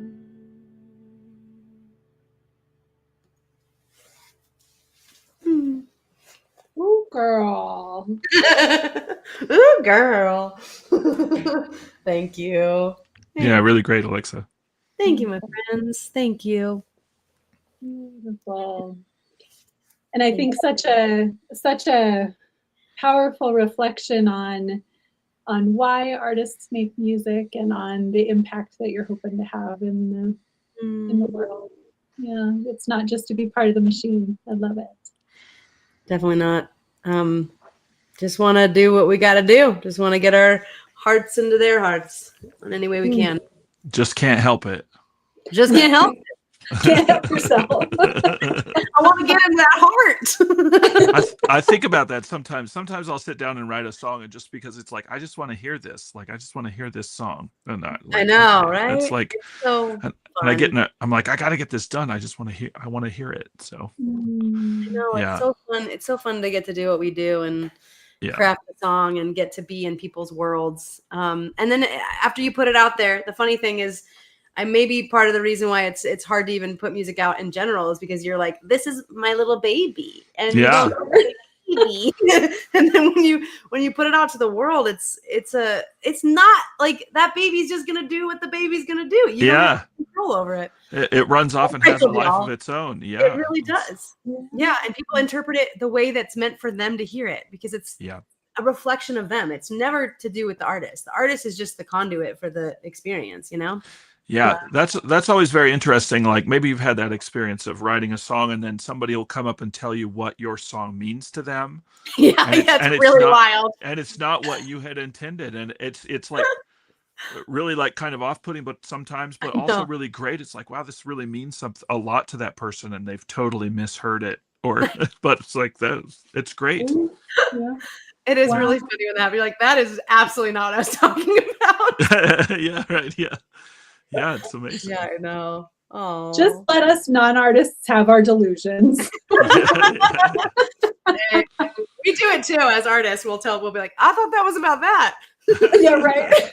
Let's do it. I love it. Oh, oh, Alexa. Well, we've taken your half-hour time, and you have been so generous in gifting us with your beautiful songs and reflections. And thank you so much. Welcome to the fam. Thank you so much for having me. Such a gift. I really appreciate you all, and I'm so excited to get to make more music in this world. When I got this grant, I cried, and I am still like, okay, it's happening. It's still here.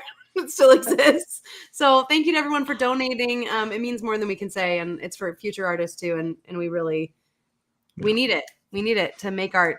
So thank you so much. Yeah. Thank you. Thanks, Alexa. Take good care. Thank you. Bye, friends. Bye-bye. Oh, Martin, I feel like we lucked out, friend. Wow, it was a great night. That's right. Yeah. Great folks. Looks like we've got a couple anonymous thank yous, top secret thank yous to offer out there in the world, a couple more donations. And thanks to Yvonne Salfinger. Yvonne, friend, I'm sorry I'm butchering your name. And Randy Clower, thank you. I wonder what our progress is. I saw in the chat, Martin, we were getting close to. We're getting close to our goal. Yep.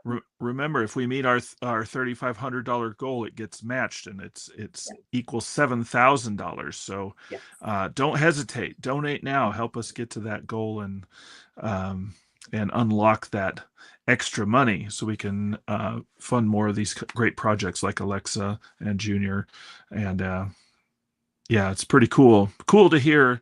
It's cool to hear like all the different styles of, I mean, they're all singer-songwriters that kind of submit to our organization, but how different they are within that, like, and who their influences are. Mm-hmm. and yet they still kind of make stuff that is familiar and somehow all works together. Like if you had we had it tonight. If you have a concert with Alexa and Junior, they're very different styles of writing, but they complement one another, and you can see the through line between the two artists. Yeah, and they do that thing, right, where they tell you something about the world and tell you something about a human experience. Very cool. Yeah. Let's see, we've talked about Mr. Rogers. We've talked about Tom Petty. We talked about Cher. And all through the lens of singer-songwriters. Good stuff. Yeah, it's great. It's amazing, and really cool to hear everybody's backgrounds and at two different places in their careers, and still doing great stuff in both spots. So yeah, very cool. All right, well, we're winding down here, friends, so donate away. It looks like we're just a little over $600 away from finishing up that $3,500 match that Martin and I would like to clean up on Monday night here, leaving the rest of our friends for the rest of the week to figure something else out because they won't have a match to talk about. I mean, maybe, unless somebody else comes through with a matching grant. We've got I think the gifts were up on the screen again. You can get some fun merch, Howlin Dog merch that you haven't seen before, stickers and totes and hoodies and all kinds of stuff. And you also, at these higher levels, get an opportunity to maybe even be an executive producer credited on a 2027 project. I can tell you I put that on my resume, you know, because that would be a real big deal for the public education world. I'm an executive producer. Sure, why not? But, you know, I work in public education, so I don't really have it like that. The problem with a credit like that is once you get it once, people start calling you. You get it again, right? Because executive producer just means that you can write a big check. Yeah, I think that's what it means. Okay. See, this is the non-artist over here. I don't know what any of that means. I'm like, cool, my name could be on it. Oh, that just means other people want money from me. Yeah, new career. Yeah. I mean, who knows? Maybe I'll be looking. Oh, funny. And tomorrow night we've got another kind of live stream all week, right? Same time, same place. And tomorrow night we're going to have Terry Hendricks, who was the Legacy Grant last year, and Carrie Moran, who is that? Is Carrie the class of 2026 or 2025? Ooh, 2025. Yeah. Yes. Okay. So a couple 2025 kids. And Terry and Walt and Tina are going to co-host. So Terry McCartney and Walt and Tina Wilkins. Is that right? So that'll be a fun, terrific show. Get Terry on the screen. She's been behind the scenes manning the comments. So tomorrow she'll have to host. Fun. All right. Earth without artists. I like True that. Statement never happened, Miss Debbie. That's right. Absolutely. Very cool. Well, let's see. Final thoughts, Martin, here as we wind down. What else should we talk about? I think I think we kind of covered so much of what it means to be an artist and a musician in the modern world, and it's kind of, I think, a lot of times easy to dwell on the doom and gloom of what's going on in the music world, but I mentioned it before, like, it is also a time where independent artists do have a chance to get their music heard and can get a wide distribution around the world. And so, like, a lot of times the money that is donated from Howlin Dog might not go specifically towards making the record. Maybe these artists already have the record done, and it might go towards promoting the record, or getting somebody to help you create a campaign so that you can maybe get your record, get your music into a film or something like that. Like, there's a lot of ways that money is used in making music these days. That doesn't necessarily mean you're printing CDs, because, like we said, a lot of times you're not printing CDs anymore. That the album is coming out on Spotify or on Bandcamp. There are different places where you can purchase music or contribute to artists in different ways as well, besides here at Howlin Dog Music. But just because your donation goes to an artist doesn't necessarily mean that artist will make CDs, but they will make music, and maybe will use it to promote their music, and that's just kind of the way it goes, so that's kind of a thing that there's, to say, like, there's not as much doom and gloom maybe as we like to say. No. It's harder to make money, but it's easier to distribute your music than it would have been. So as a heads up on that, if you want to find cool music and you're only looking in the places that are like advertised to you, a lot of these independent artists don't have advertising. You'll have to go and seek them out, and there's a lot of cool places to do that. And that's another advantage of Howlin Dog Music, is it's kind of like, if you like this, you'll probably like these other artists as well, because we've curated that in some way. Yeah, no, that's a really powerful point. Like, just listening back through our partner granted artists, you've got a heck of a lot of really amazing music to listen to that's really different, but will still, there's that through line, like you said, Martin. Yeah. Thanks for that wisdom that yeah, it's not always about making the CDs. It might be about some other stuff. And Yeah, and I mean, a lot of times the stuff that with making a record that's really expensive is pretty boring. Like, it's pretty boring stuff. But making the art is the fun part, writing the songs, getting your friends together, getting folks together in the studio, hanging out with the sure. engineer. But that's just kind of the start of getting a record finished and getting your music released. So there's a lot of things that happen after the music is recorded that it is helpful to have some mentors, some folks to lean on, a little cushion of money that kind of helps you get it across the finish line. Because it's a lot of times I feel like, okay, I've tracked my record, it's all done, and then it's six more months of work. Right. I Right. know. Like, Yeah. and this part's not even any fun. Ugh. Yeah. Yeah. But having a little bit of money can help make it maybe not quite such a slog. Oh, Yeah. wow. Very cool. All right, we've got a couple more thank yous to offer. Jason Davis, that's my partner. Oh. He's out in the front room. Thanks, honey. And thanks, Mom. Deborah Wildish, appreciate you. Thank you for coming in on the donation. And everybody mark your calendars for next year, because we're going to have the Alexa and Martin. What opera did you say you're going to sing? We said Carmen in cowboy hats. Carmen and cowboy hats. I don't know if we're going to be able to do that, but we'll talk about it. Yeah. We might work with the concept a little bit. We're not going to fully commit tonight, but something like that might happen. Getting back into opera would be like getting back into like marathon running. Oh, really? Okay. It could be, tough. Yeah. My grandpa, Don's dad, was a professor of voice, and he died when I was a very little girl. But one thing that I do remember about him that I thought was just a really cool party trick is when he would sing, and I'm sure it wasn't even really at the top of his lungs, but again, I'm 5, right?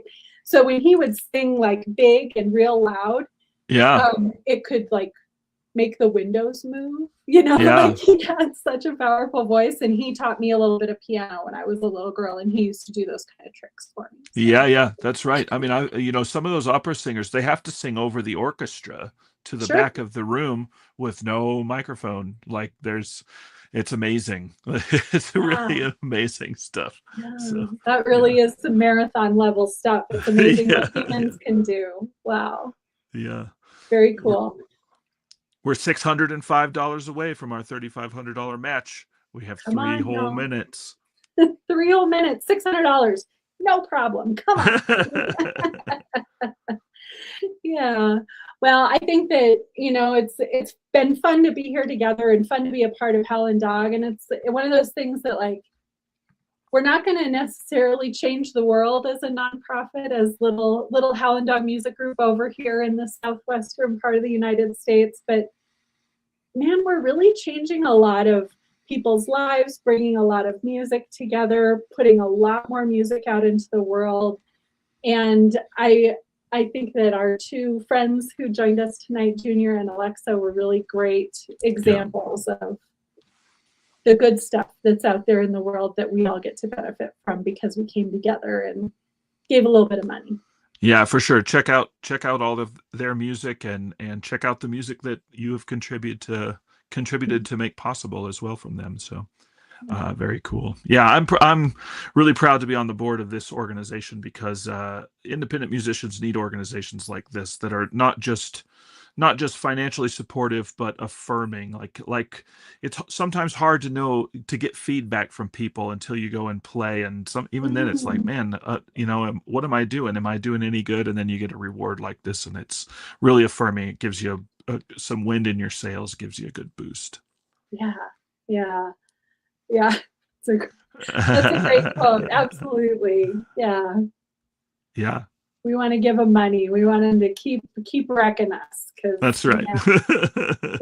Music is what does that, for sure. I'm just here to have my heart broken, right? Right.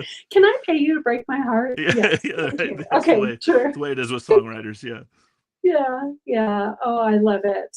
All right, friends. Well, we're gonna end our time together here in just 1 minute. You just need $600 to make that match. Come on in, use the QR code, visit howlindogmusicgroup.org and give there. I'm sure that in your comment stream are all of the places, all of the ways that you can give. But if we end and you haven't given yet, you can still keep rolling. Come on in. And don't forget tomorrow, same time, same place, to hear from some more board members and Terry Hendricks and Carrie Moran as amazing artists. Any last thoughts here as we end, Martin? Nope. Thanks everybody for being here, and thanks for our artists for joining. Yes. Thank you, friends. Take good care.